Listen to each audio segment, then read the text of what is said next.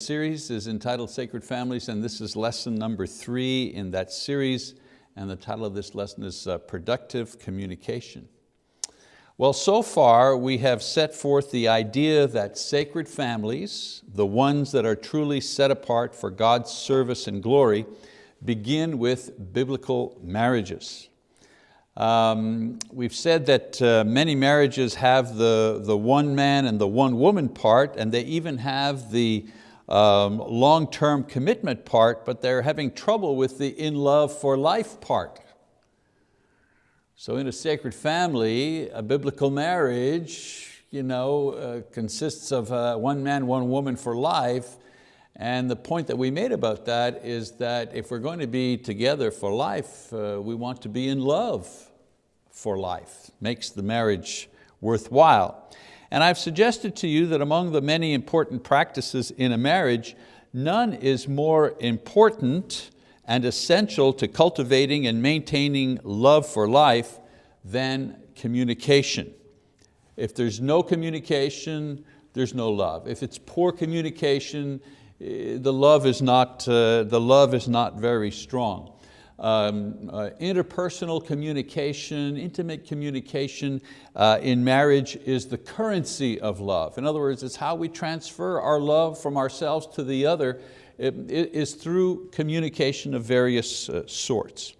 So in this session, we're going to examine and practice some ways to improve our communication skills within marriage. So I call it productive communication. We communicate, pass the salt. Are the kids' homework? Did the kids finish their homework? What time's the soccer game on Saturday? That's communication, but that's not very productive communication. I mean, it gets the job done as to the everyday routine of life, keeping the family going, managing the household. Did you pay the bill? We need bread, pick up some milk on the way from work. That's communication. But it isn't the type of communication that builds intimacy. It's not the type of communication that feeds the love that we want to have for one another that lasts a lifetime. Now, I've told you that some people, they want love and they need love and they desire to give love, but they fail in this because they can't seem to communicate it well. It's not for lack of wanting. It's not for lack of having the right desire and the right intention to communicate love. They don't know how to do that. They haven't been taught, not a lot of tools in the toolbox in order to communicate effectively about loving one's partner. And so the answer for them is not, well, just start loving. They're already trying to do that. Nor is the answer to love differently. I don't think that people can change their basic personality in order to accomplish this. For example, the touchy-feely people, they can't just change the way that they are. It isn't a superficial thing. It's who they are, the strong silent type. They're strong and silent, that's the way they are. They can't change and become the touchy-feely types. There's got to be another way to accomplish this business of productive communication. So the answer, I believe, is to find ways to communicate about loving each other so we will understand and hopefully better receive and give the love that we have to give and that we need for ourselves. Not only do I need to communicate my love for my partner, I also need her to communicate effectively her love to me. And so the way to do this is to make the communication that you do have more effective and more productive in the sense that you are consciously improving the communication bridge between you. So get my point here. I'm not saying you have to change who you are, because that's very difficult. But you do have to improve the way that you communicate to your partner. So the key to improving the love is to improve the communication about love to one another. There are ways to improve the communication between you and your spouse. And here, this whole lesson here is a couple of three basic elements that will make you connect more efficiently and more effectively at every level. Again, it's not changing you, It's changing the way you communicate more effectively. A couple of strategies to be able to do that. First of all, be totally honest. Be totally, obviously doing that may require some changes on your part, but it doesn't necessarily change your personality type, all right? Paul tells us, speaking the truth in love, be totally honest. Because for communication to be productive, you need to be honest, even if it's risky at times. And sometimes, telling the truth can be risky. A lot of times we say what the other person wants to hear so that we can get what we want. That's not productive communication. You're the guy, you're coming home, you're tired. All you want is to just go straight to the couch and flop. Get you some iced tea and just, But what she wants to do when you come home is to tell you about some of the challenges that she's had with the kids, if she happens to be a stay-at-home mom, if she's a working mom, and maybe some of the challenges she had at work, she needs to vent. And so you're coming home and she's venting, and in your mind you're saying, okay, well, I want to sit down and just flop, but I'm not going to get what I want until I listen to her for a while. And so you politely go, yeah, Are you listening? Well, no. You're giving her what you think she wants. She wants you to listen to her venting. You think you're going to give that to her, because if you give some of that to her, you'll finally be left alone so you can go flop on the couch. It doesn't, Have you listened? Yes. Have you communicated? No. Words have been exchanged. You've put on a good show that you're actually listening when you're really not. You're just marking time till you get what you want. Right there, that little scenario, that's not honest communication. That interchange is not going to improve the relationship. Better you would have said, let's say the guy in our little example, better he would have said, I see that you've had a rough day. If you just let me just go wash up. I just need to sit for a minute, catch my breath from my day, because I've had a hard day. And then let's talk. You tell me about what will happen. I'll really be able to give you my attention then. Hey, that's honest. It's risky. She might get mad and say, oh, sure, well, I really need you now. Maybe. But maybe she will be appreciative of, well, if I just hold back a little bit, give him a little room, I'm really going to get his attention. He's really going to be listening. That communication in a half hour from now or after supper, that will become productive communication. That will have the power to draw these people closer together. So just giving the other person what they want, not being honest, that works in the short term because you get what you want, but it's disastrous for a long-term relationship. Now, the best example of this is when we compare the hierarchy of needs that men and women say that they need from each other.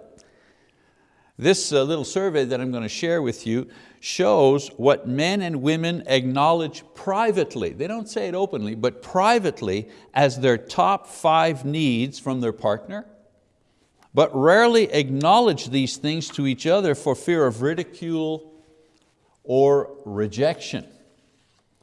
The hierarchy of needs according to survey.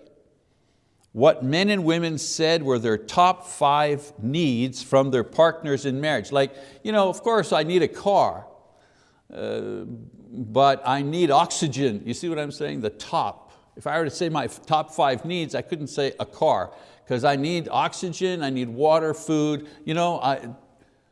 So the survey said the top 5 things that you need from your partner, like you need oxygen, like you need water to stay alive, but what are the things you need from your partner to keep the marriage alive, to keep the love alive?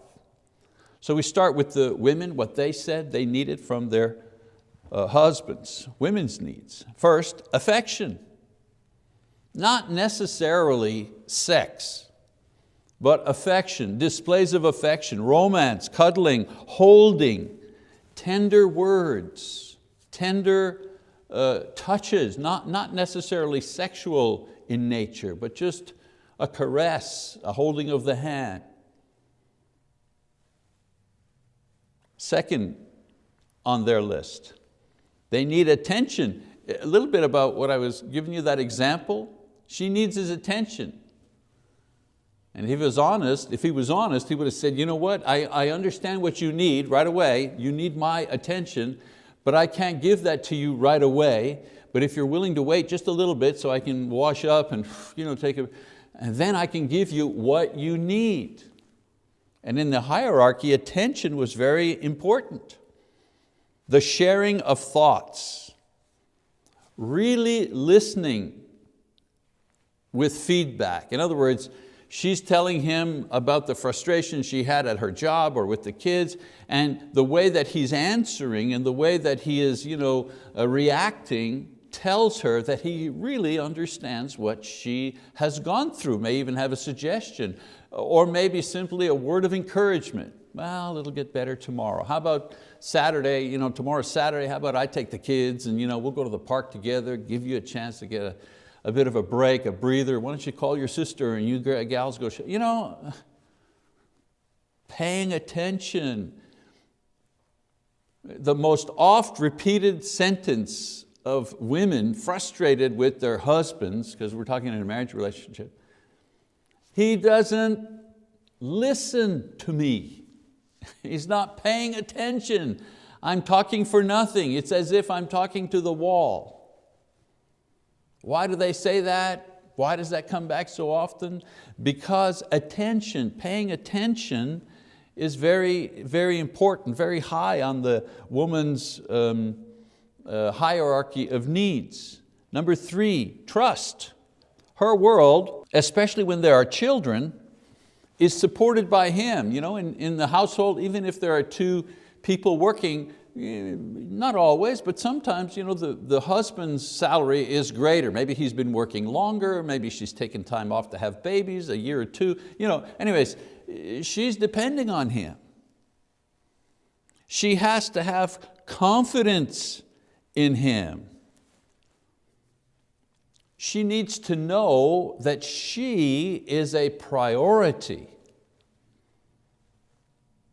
I trust him, especially with stay-at-home mom, wives. They're at home, they're surrounded by the 4 walls, the kids managing the home. It's a lot of work, it's just as tiring, but she doesn't get out much. He's out in the world, he's meeting people, he's meeting other women, he works with other women. She works with the children. He has interactions with all kinds of people. She has interaction with the children, her family, the people, the doctor, the guy at the store. She needs to trust him. The things he says and the things he does and the way he acts with her at home when they're out have to convey to her that he is a person that can be trusted. Not just trusted, not to cheat, but trusted with money and trusted with their goods, trusted with their children. Number 4, financial security. Financial security, enough money to live on and provide for the family. Enough to give the children an advantage. In most homes, the wife really wants to provide for the children. I know it happens, some women, they want more money so they can buy nicer clothes or get a better car, but I think that's the exception and not the rule. The rule is that mama wants the resources to be able to give the kids what they need. Not just food and clothing, but advantages. Little Mary seems to have a talent for music. Well, let's get her some music lessons. Or maybe Johnny is interested in I don't know, art, or he's good at sports. We want to give our children advantages. And so one of the needs, in the hierarchy of needs, was financial security, that the home is safe. It's a safe place financially. And then number 5, involvement. Remember, what she needs from him. She needs his involvement, getting involved in the home and in family matters. I know that in a lot of families it's like, okay, especially if there's a stay-at-home mom, the man said, well, I'll take care of the job and you take care of the home and the kids. And for the men in this situation, they think that means they're absolved of all the responsibilities of what goes on in the home. They work 9 to 5, 8 to 4, 8 to 8, whatever, and when they come home, their work is done. That doesn't contribute to an in love for life marriage. Women want their husbands to be involved. Not necessarily you got to do the dishes too, you got to do half the housework. We're not talking about that. Mature adults can usually sort those type of things out. She wants them to be involved so that he understands what the needs are of his children, what her needs are. He understands that little Bobby has an issue with such and such, or he's struggling in math, or that his daughter was bullied at school, or her heart is broken because her best friend moved to another town and she's acting out. She needs him to understand what's going on in the house, and not just to come home and say, okay, I'm off for the rest of the night. Hey, this is your job, serve me. That's not what builds a strong marriage. That's not what cultivates in love for life type of relationship. She wants him to provide leadership in the home.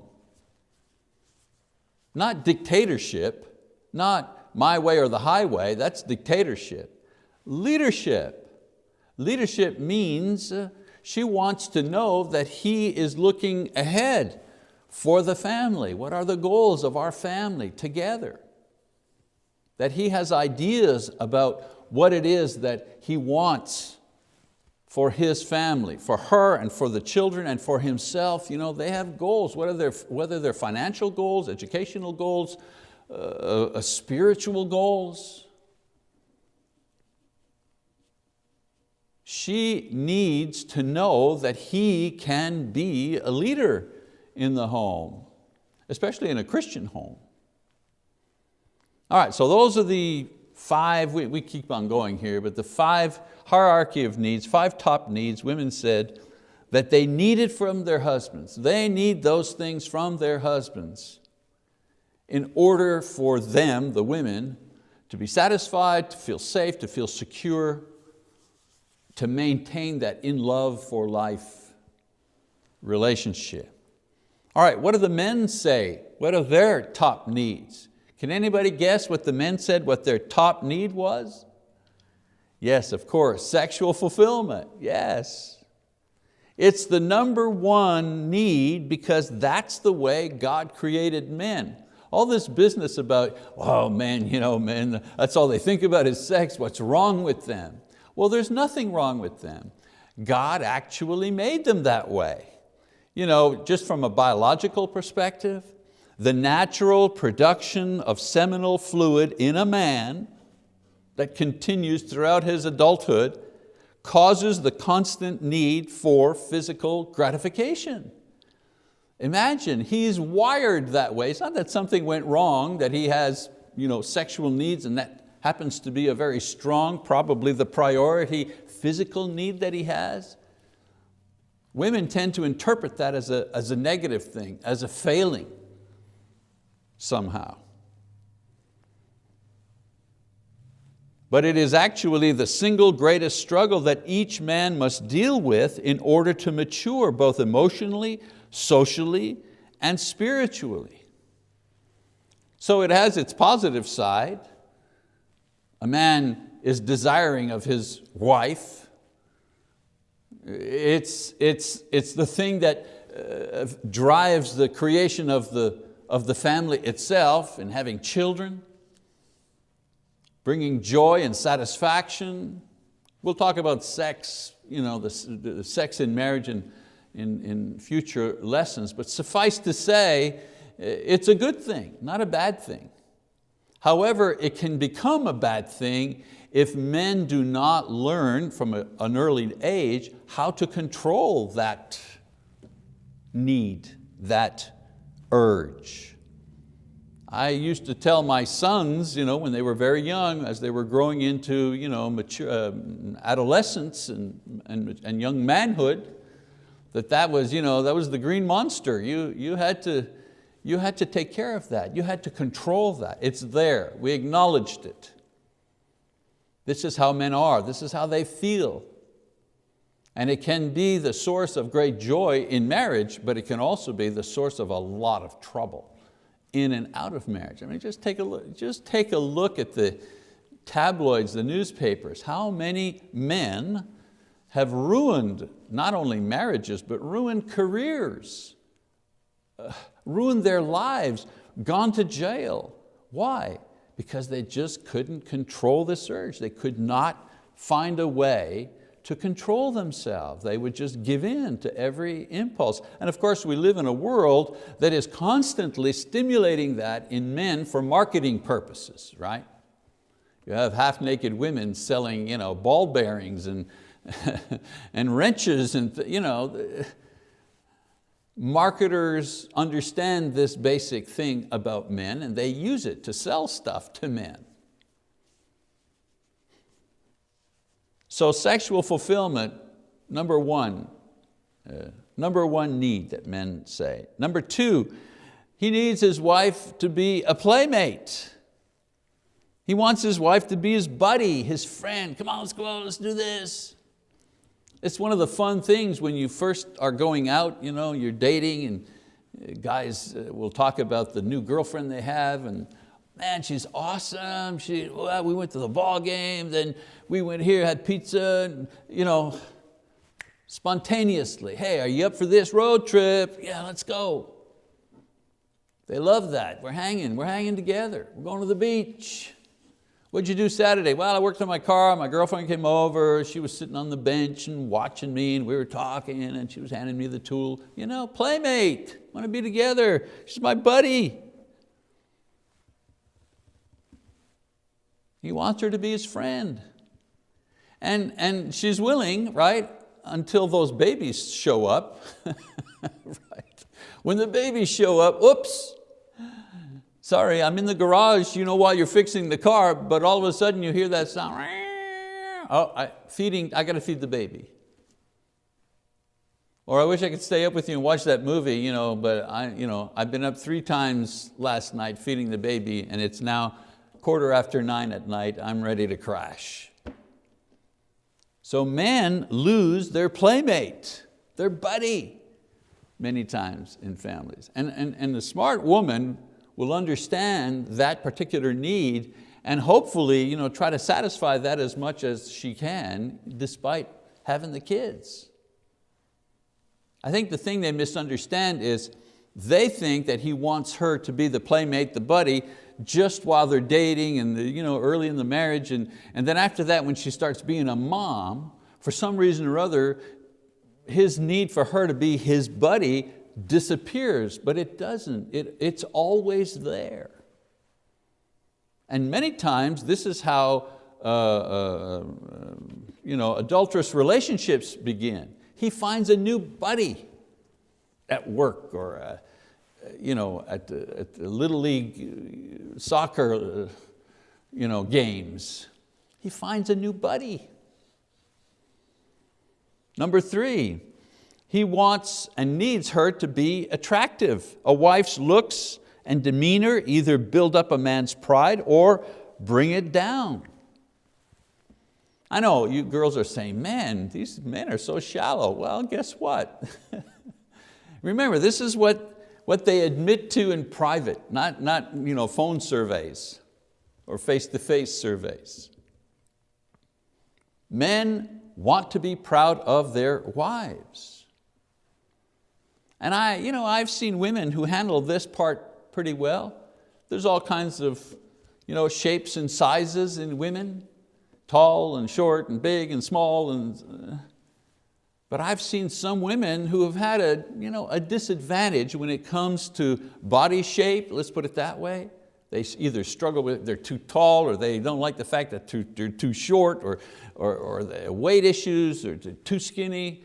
In my experience, most women don't like the way they are. And I blame that on, again, marketing. The marketers present the ideal woman and everybody's got to be like her. Well, obviously not everybody is like her. But what I was saying is that I've seen some pretty smart women who know how to make the most of what they have, is perhaps what I'm trying to say. They make the most of what they have. They accentuate the positive things in their appearance to remain attractive to their husbands, pleasing to him. Because it's one of the things he says he needs from her. Imagine, needs. Not just I would like for it to happen. Needs. Number 4, domestic support. A quiet, clean, accepting home.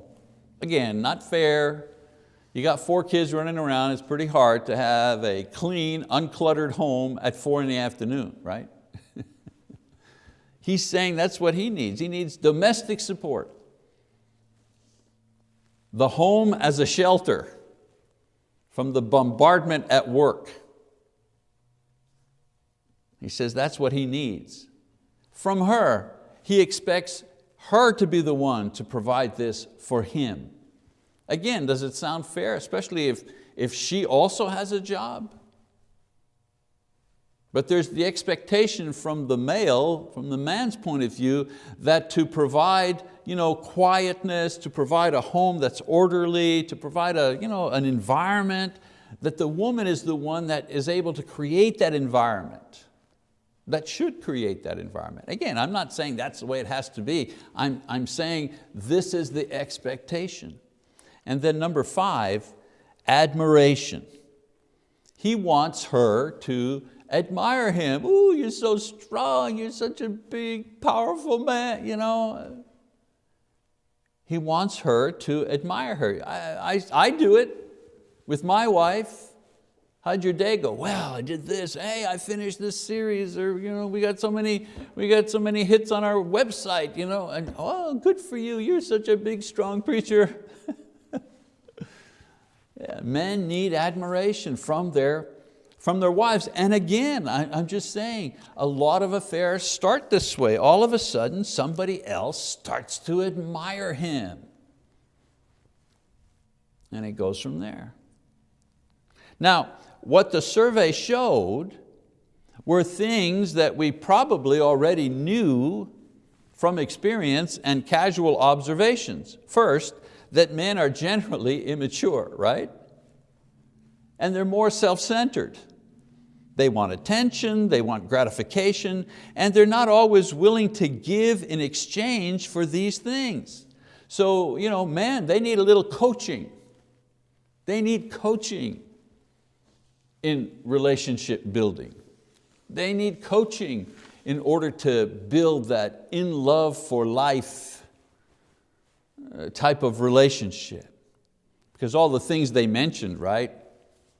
Sexual gratification, a playmate, attention, all those things that they mentioned, admiration, all things I want, me. And then we learn some things about women also, that women are conflicted. Just from the hierarchy, we see that women are more high-minded, and they're usually willing to invest more in order to make a marriage work. I've seen that in counseling. most of the times in a counseling situation, it's the woman that will come in first. And eventually, drag that old boy in, eventually.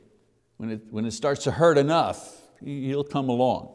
But usually the woman is the one that has more investment in the marriage, willing to make more concessions. However, they tend to ask for conflicting things.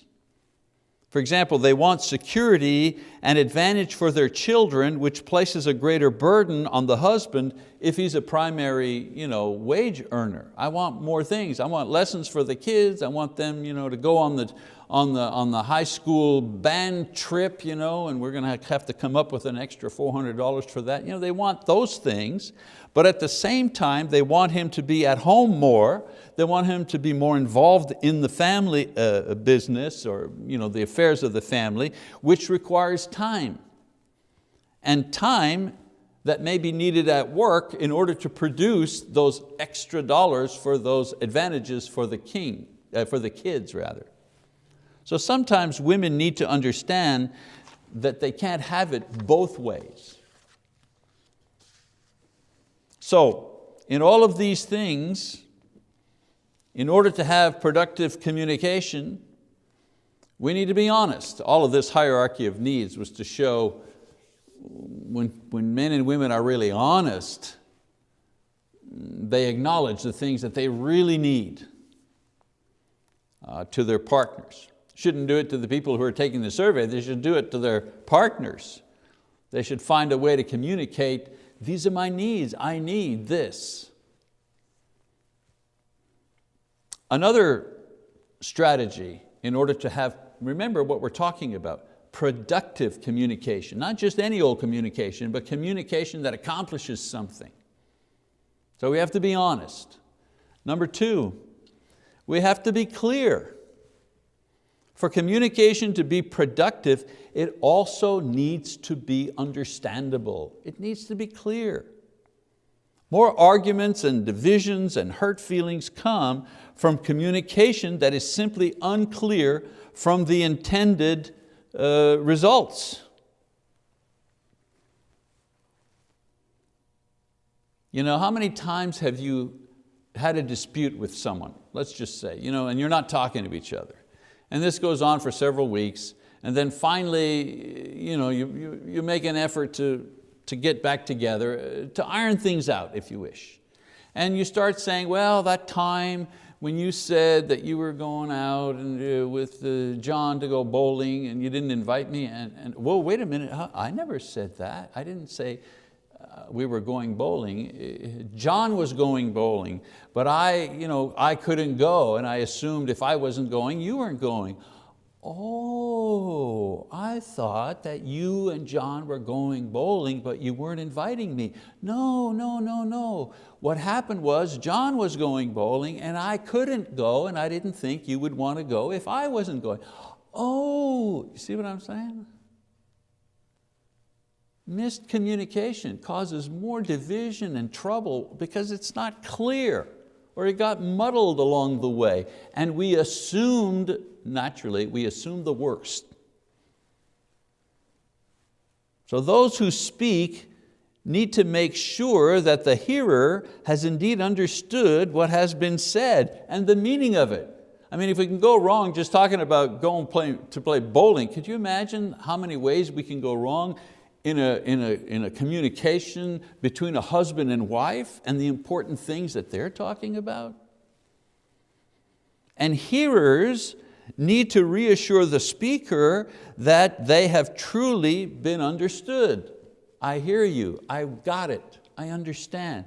So there are strategies for this. So if I understand correctly, you're saying to me that, and then you give some feedback. That's how you make sure that the communication is clear. Our words and our actions need to convey what we actually mean.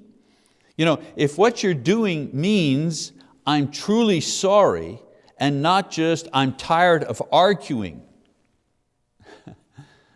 Because if you say to the person something's happened and you need to apologize, and your apology is, okay, I apologize, forget it, it's all my fault, let's move on. is that an apology? Have you communicated the apology? I mean, you said the words, I apologize. You've said the words, but have you actually communicated an apology? Yeah, I'm sorry, it's good, fine. Can we just stop talking? That's not an apology. That's shut up. That's be quiet. Don't wonder why the other person goes on and on. They're not satisfied with the communication because you've communicated the wrong thing. So you need to make sure that the other person actually receives the message that you're trying to send them. This is basic communication 101 stuff. So practice good feedback methods in your interpersonal relationship, especially with your spouse.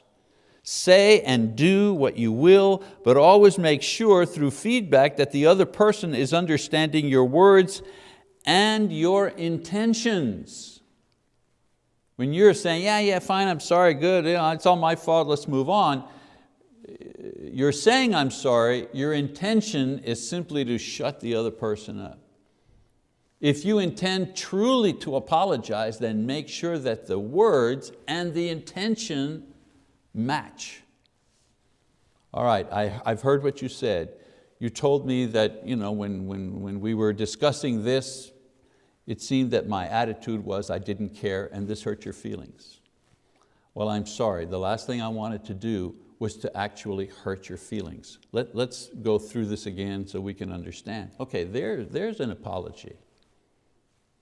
There's something constructive that the two of you can work on. Productive communication doesn't insist that you agree on everything. It isn't productive communication. The goal of productive communication is not that you agree on every issue. The goal of productive communication is that you understand clearly what the other person is saying, whether you agree or not. Because if you understand what they're saying, you have a much better chance at agreeing, or at least agreeing to disagree without creating a division.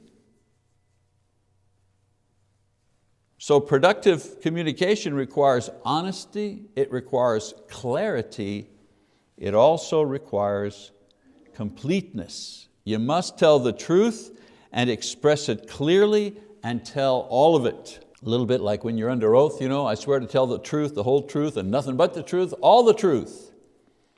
Now some people don't agree on this point.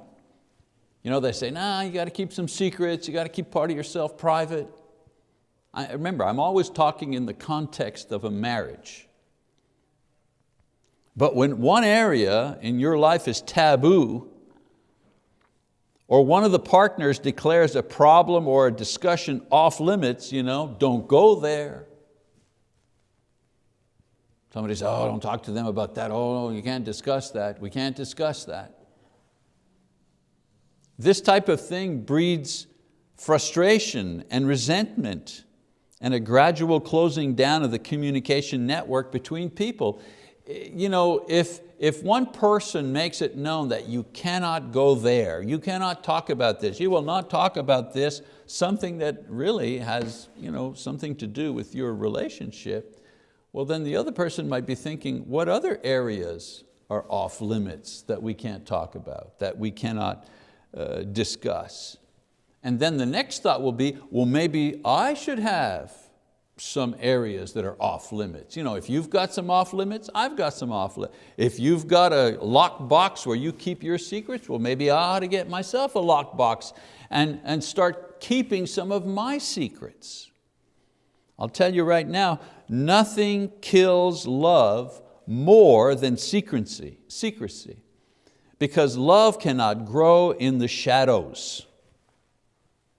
And if you want to breed mistrust in your relationship, start keeping secrets. Start telling your partner, yeah, I'm not talking about that. Wow, I am deciding for the two of us that this here, we're not going to talk about. Well, that kills a relationship. Because in marriage, you're supposed to be one, right? There's no holding back. I mean, you've experienced the closest intimacy that two individuals can actually share, which is sexual intimacy. Holding back in one area creates a restraint in the other areas.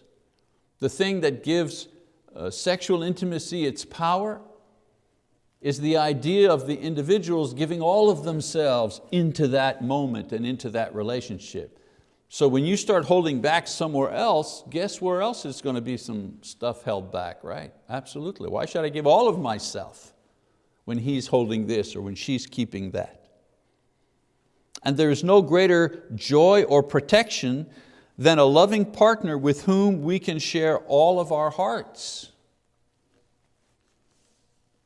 I remember when Lisa and I were going out together, engaged and married in our early marriage. You know how you talk a lot because you don't know everything about each other. And I remember I just told her everything, all the bad junk.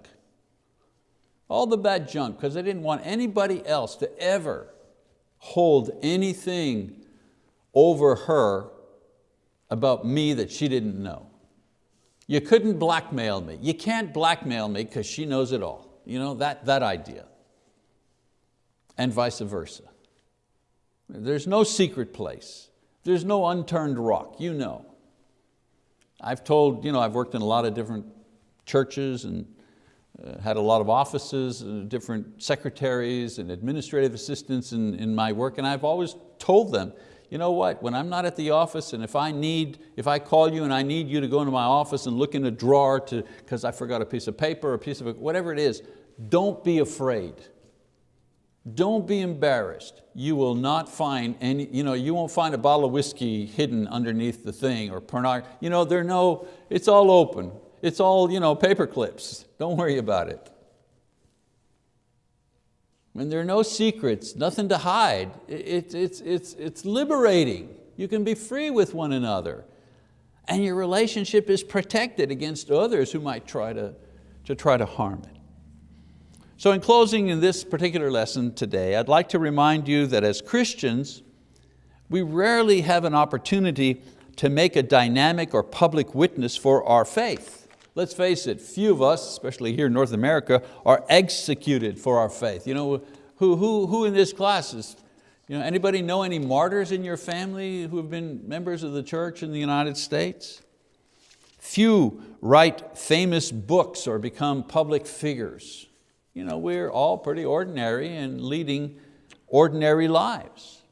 Most of us, we live ordinary lives, and it is with these ordinary lives that we make our statement of faith to other people. Now, faithful, Christ-centered, and loving marriages are the single greatest witness that we will probably ever make for the Lord before this unbelieving world. Because if you're at work, they may not pay attention too much to, if you read your Bible during lunchtime and have some casual discussion about religion, and they know that you don't smoke, you don't go out to take a smoke break, and you don't go with the boys to the bar. They might not know that about you. But the thing that'll really impress them is the kind of marriage that you have, because they can really relate to that. They can really compare what they have to what you have. You can give a tremendous witness based on the marriage that you have. And to be in love for life is a true and powerful service to God, and it reveals His glory to those who see it and are blessed by its warm glow. I mean, it's the brightest star in the crown of a sacred family. Aren't we all impressed when we see a couple in their 80s, in their late 80s, even 90s, if God has blessed them with that long a life, and they're walking in the park or down the street and you see them holding hands and they're arm in arm and even showing affection? Don't you go, oh, doesn't everybody say, I want to grow old like them? We never say, oh, that's disgusting. I never want that for myself. I'd rather be divorced. Nobody says that. We all say, wow, isn't that beautiful? they're old, and probably the sexual intimacy part of their relationship has probably died out because of old age. And yet look, they're still in love, and they're still affectionate, and they're still wanting to be close.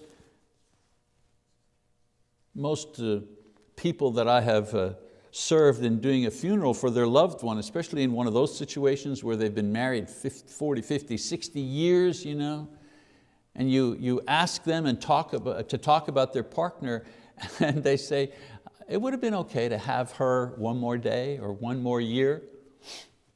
They're never in a hurry to lose their partner. When you're in love for life, this is how you feel. So, loving marriages, bright star in the crown of the sacred family.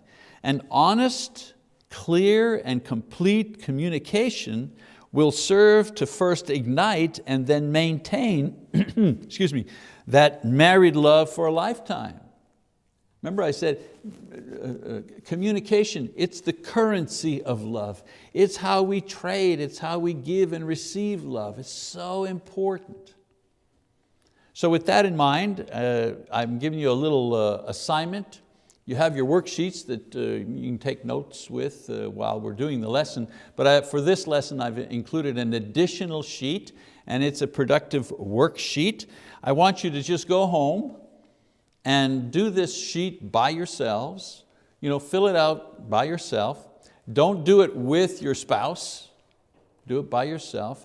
And then when you have a moment, when the kids are in bed, and you turn your cell phone off so that you have at least an hour where you can talk, then share the answers. Compare your answers on that productive worksheet, and I guarantee you it will spark the conversation. It'll start the conversation going, and hopefully add to the value of your existing relationship. Okay, that's it for this time. Appreciate your attention, and we'll see you next week with another lesson on the sacred family.